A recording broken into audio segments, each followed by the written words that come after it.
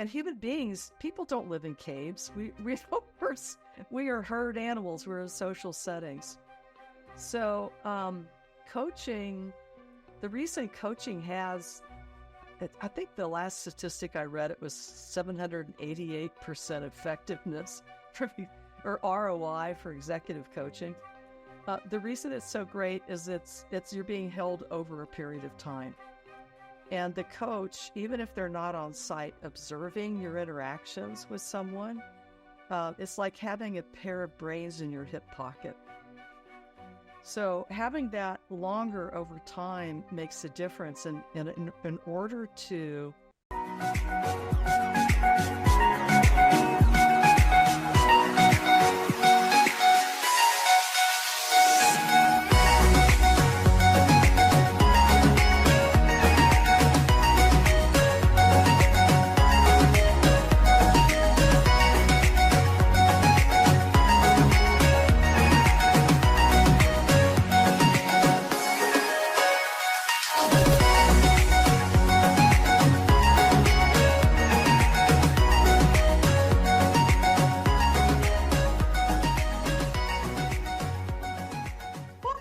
Unleash Your Inner Goldilocks, how to get it just right.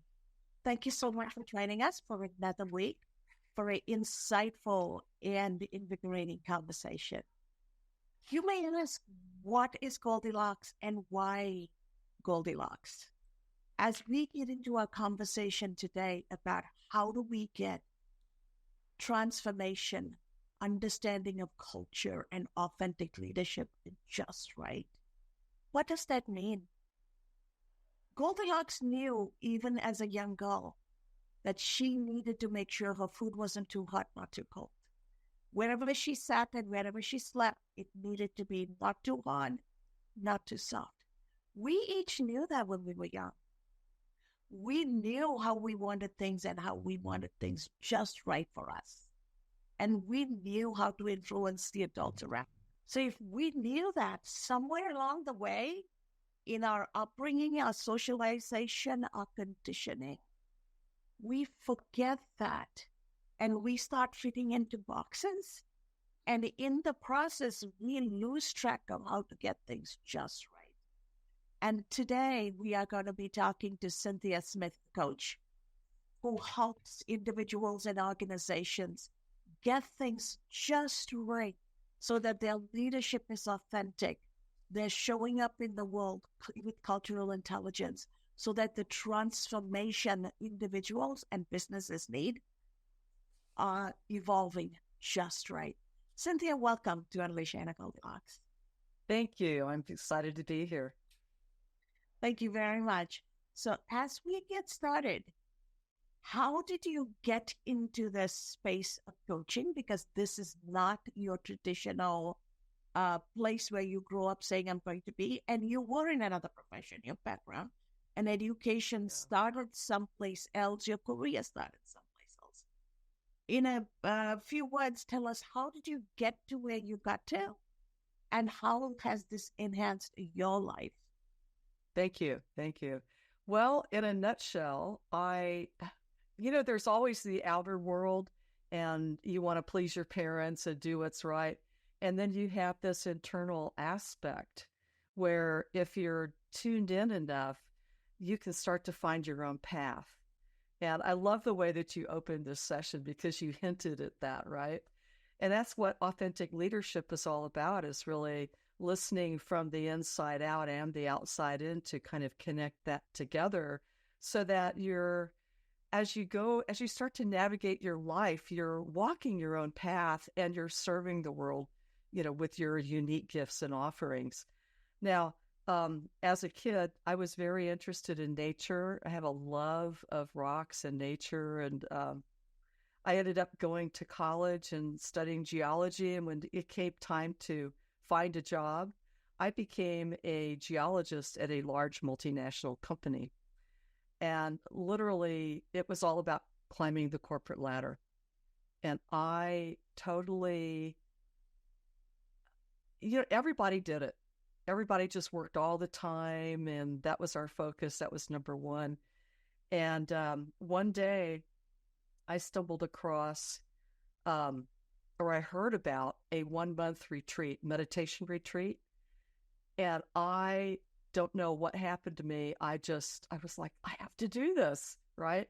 And here I was, this corporate scientist, and I was like, what? Why am I so drawn to this? I had to, because it was 1 month and I had 4 weeks of vacation, I had to go ask my boss. That was a huge, big deal because it was a little bit woo-woo at the time. But nonetheless, I did. And that, I think, was the first step on a path that led me to listening more to what my heart, what my gut, what my soul really wanted. And I had, at one point, it was back in 1994, I was working with a mentor and doing some developmental workshops outside the company. And he stopped after working with him for a couple of months. And he said, you know what? You are an outstanding coach. You have this already. It's already in you. And you need to just start coaching professionally. So I did. And I was scared. So it took me a few months, but I did. I started coaching professionally in 1995 under his guidance and mentorship and training. That is fantastic. What a journey it has been. And as we look back at being a geologist and going through your process, climbing the corporate ladder, you learned a lot along the way. Now, as a coach, you get to integrate that and give it back. Mm-hmm. So what kind of coaching do you do? And how is it helping your clients accomplish what they are after in life? Oh, yes, yes. You know, in a nutshell, coaching is seeing the you that you can't see, and holding you in that vision. Because often, and myself included, when I have my own coaches, right? If anything, coaches appreciate other coaches. So, but when I hire a coach, I always ask them, you know, please hold me in that vision and remind me of who I really am, because we need that from each other, whether it's a good friend, a parent, or someone influential. That's what makes the difference between being able to realize who you really are in the world is if someone sees you more deeply than others, rather than put you in a box. So my clients over the decades, I have worked with people with multi-billion-dollar budgets and, you know, very high placed in organizations or capital projects.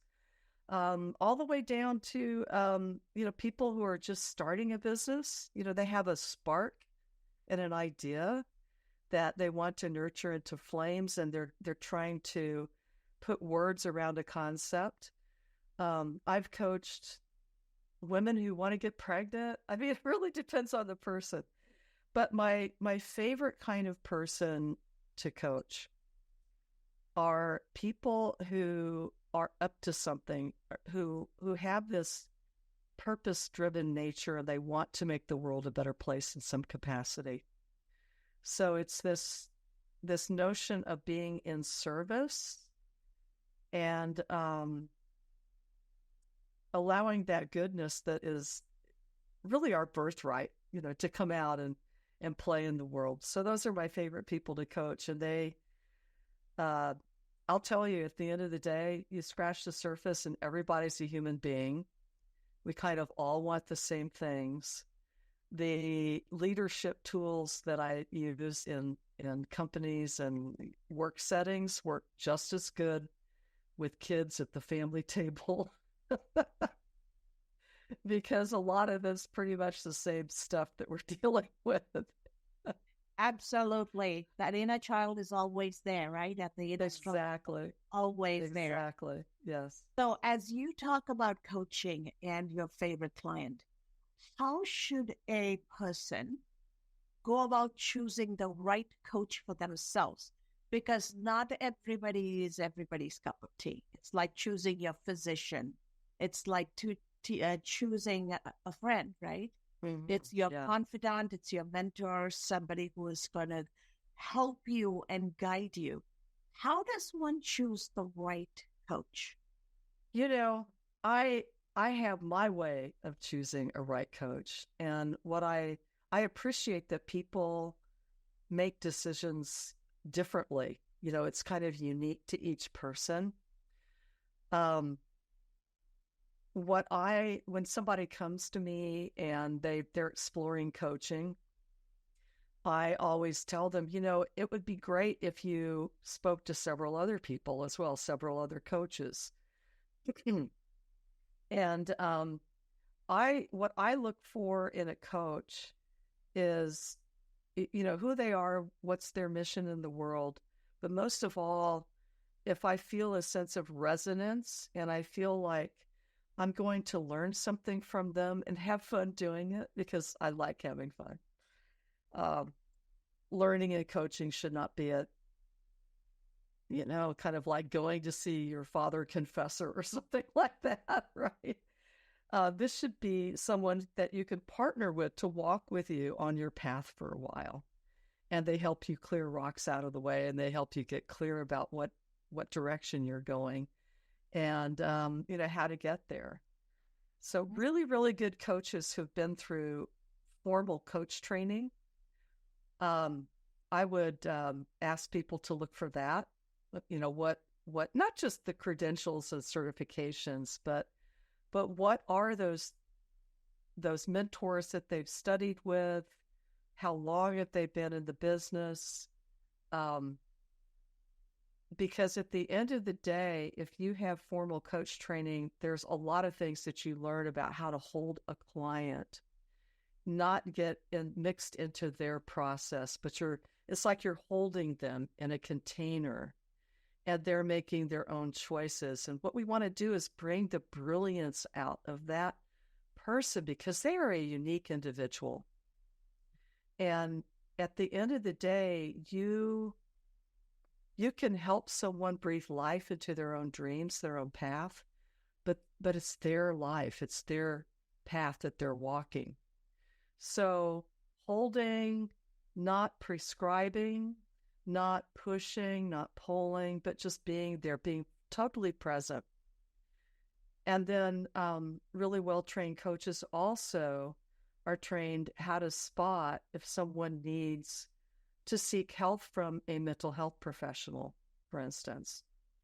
And over the years, I've had maybe 5 people that either in the first time that we meet or um, within the first few sessions, I step out of the coach role and I say, you know what, I think you could be best served by doing some psychotherapy because you keep, you know, returning to the past and you know, there's this feeling of stuckness. And so, you know, just right there, coaches work with people who are forward facing. And sure, they can have challenges. Sure, they can, you know, talk about what happened to them in the past. But if it becomes a major theme and they keep going back, then that's really work for a very highly trained healthcare mental health professional or a physician. So that's incredibly important today because coaching is not a regulated industry in the United States or Canada. It's more regulated through in EMEA and in some other countries. Regulation is coming. It'll probably come to Canada first and then the United States, but probably within the next 3 to 5 years in the U.S. will be heavily regulated. So right now it's self-regulated. Makes sense. Yeah. And a lot of people call themselves coaches because they've decided that's what they're going to do, but they don't have formal training. They don't have the experience. And so that's what makes it harder for individuals to choose who the right coach is.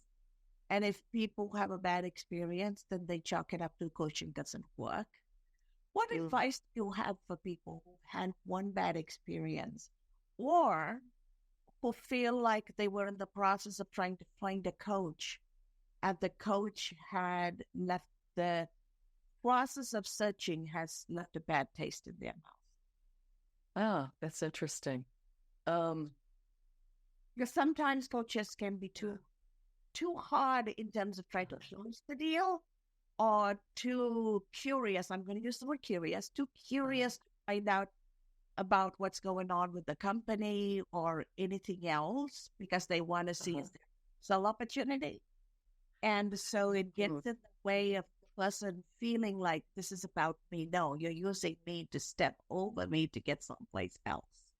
Oh, that's interesting. Yeah, that's it. Have you had that experience? I'm just curious. Or have you No, seen I that? have not, but I hear a lot of young people talk about it. Oh, very, very interesting. Yeah, yeah, yeah. Um, well, that it's a multifaceted question. And the reason I say that is if someone is in a company setting, a corporate role of any kind, it is difficult to coach in a way that is impactful. And here's what I mean by that. So many times when I've seen a leader, like they go to a leadership training or a workshop and they get all fired up and they come back into their normal setting, and within a few days, their team has kind of pushed them back in their box. And that's the nature of human interactions, right? So, and human beings, people don't live in caves. We are herd animals. We're in social settings. So, coaching, the reason coaching has, I think the last statistic I read, it was 788% effectiveness or ROI for executive coaching. The reason it's so great is it's you're being held over a period of time. And the coach, even if they're not on site observing your interactions with someone, it's like having a pair of brains in your hip pocket. So having that longer over time makes a difference. And in order to coach someone really, really well, it is necessary to ask questions to understand what is the context of that leader. So, but I would think that in the coaching interview, which is usually at least 30 minutes long, sometimes longer, sometimes may take a few times where someone is interviewing potential candidates as a coach, finding out about style and how you like to be coached, a little bit about your setting, even your family life. Coaches do intakes like that because most coaches don't just coach this one little piece. You as an individual, you're holistic. You have life off the job. You have your hopes and dreams as an individual, and particularly if someone is coaching holistically, pardon me, or using some of the principles of authentic leadership, bringing the whole person into the mix is a requirement. It's not just a surface level behavioral change in delegation skills, let's say, but you're really working with mindset and frame and who are the personalities and the communication styles of direct reports or stakeholders or interfaces. So there are a lot of tools that coaches who are coaching in a corporate setting or an organization setting may bring into play that aren't necessarily in life coaching. Yes, it makes sense in terms of how you're looking at it. Yeah, yeah. But how another person receives it or how another coach does it, right? There can be different things. And sometimes coaches might have also gone through sales training. So their goal is going to be, how do I close this deal and how do I upsell it? And all those other things may be conflict. Yeah. Coaches interview as well. So it takes They are. another. They are. They absolutely are. And if someone is a member of the International Coach Federation, we are governed by a code of ethics. And it's really the primary focus is the client. And I actually, when I'm doing any kind of work with someone to see if we're a good fit, what I tell someone, if I do invite them to consider coaching with me, is that I actually interview the potential coachee harder than they interview me. Because if I don't think I can work with someone in a way that creates value for them and value for me, so it's a mutually good relationship in that, I feel there's a resonance, a match. I want to partner with them on their journey. I think it's going to be an incredible learning journey. I know I have resources to offer. Then I say no, or I refer to someone else. I'm not the best coach for them. I hear you. Yeah.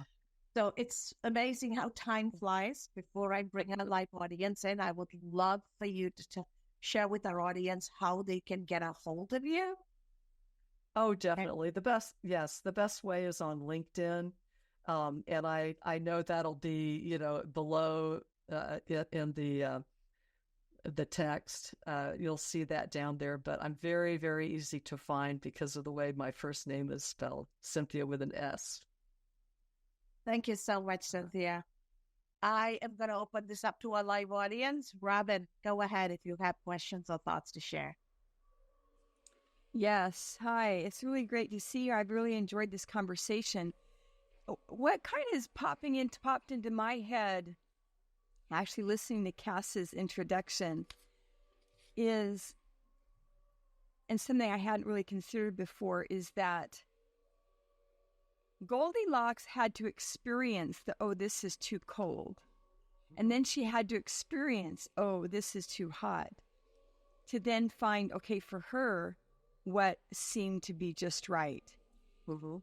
And in working with people, do you find that some people get stuck in this just too cold, but they're kind of stuck there, or it's too hot, they're kind of stuck there?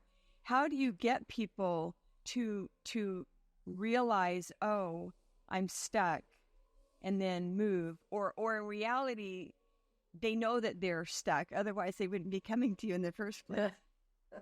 and I guess I should throw in there a corollary question, is then what's either an obstacle, like a primary obstacle, or a primary obstacle to getting unstuck, and a primary vehicle that you use to help them get unstuck? Very good.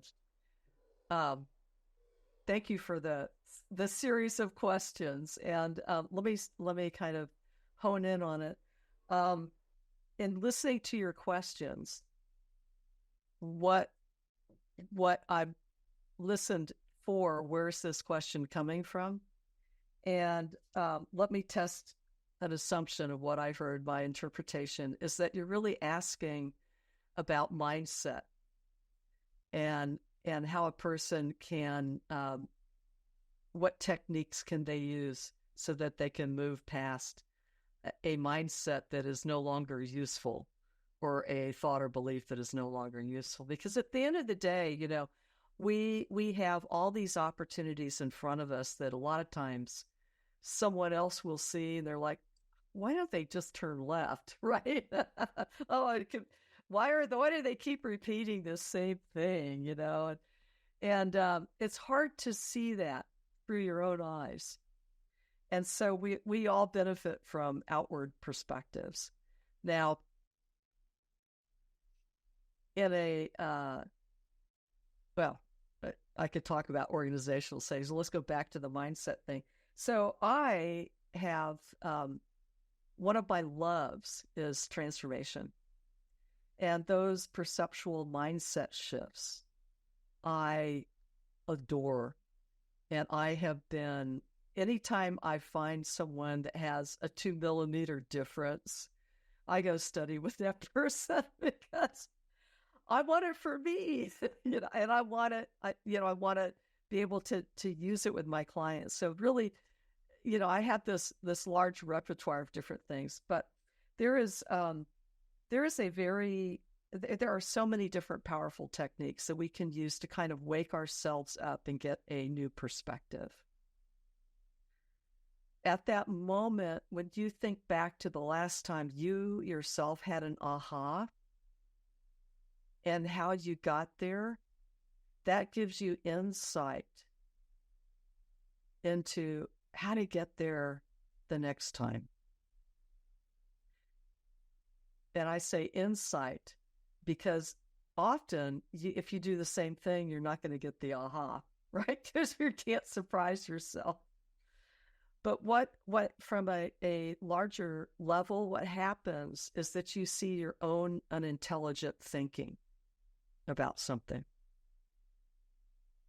And the moment you see that is this moment of enlightenment. It's this moment of aha. It's this moment of, oh, so that was it. But then the moment you see it is kind of gone because there's this opening, this freshness, this boost of energy and excitement where literally you see you've been trapped. Now, the best thing to do when you have those kind of little micro awakenings is to keep moving forward. Don't ruminate on how you were trapped or why, or, like dig your own hole deeper. It's kind of like, phew, I got a moment of clear vision. What can I do to accomplish my goals? Most people, if you really understand the way the mind works, the most of what we call goals is our brain looks to our past and we go, okay, I want to make this better or easier or different somehow. So our brain automatically looks to our past, it projects into the future, and then we make a little micro step in some area. But you're just projecting your past onto your future. What if you want to tackle something that you've never done before? You have no history with it. You can't rely on looking to your past for the answers for those next steps. It goes back to that famous Einstein quote that I'll bastardize, the issues and challenges that we have today require a completely different order of thinking to solve them or to navigate them. Thank you so much for the question. I love the answer, Synthia. So as this gets wrapped up, I want to take a moment and thank you for bringing your thoughts and insights into the Goldilocks community and giving us a glimpse of what coaching looks like, how people can go about finding their right coach, and also think a little bit about mindset and how do you think your way out of a problem by looking at the problem differently, right? The same mindset that gave us the problem is not going to be the mindset that's going to help us get out of the problem. Absolutely. And so Einstein is good for a lot of different reference points. And I am hopeful that when folks watch this and listen to you, they're going to reach out to you, and we'll make sure your contact information is going to be here for them. So thank you so much for sharing your insights. And to our audience out there, please make sure you embrace your inner child. That little Goldilocks, the boy or girl version, is inside all of us. As long as we can bring that young child, that wonderment in us, we can each figure out our own way to get things just right. And we will know when we tap into that inner child how to influence those around us to get things just right. Because we were each born innately with that capability.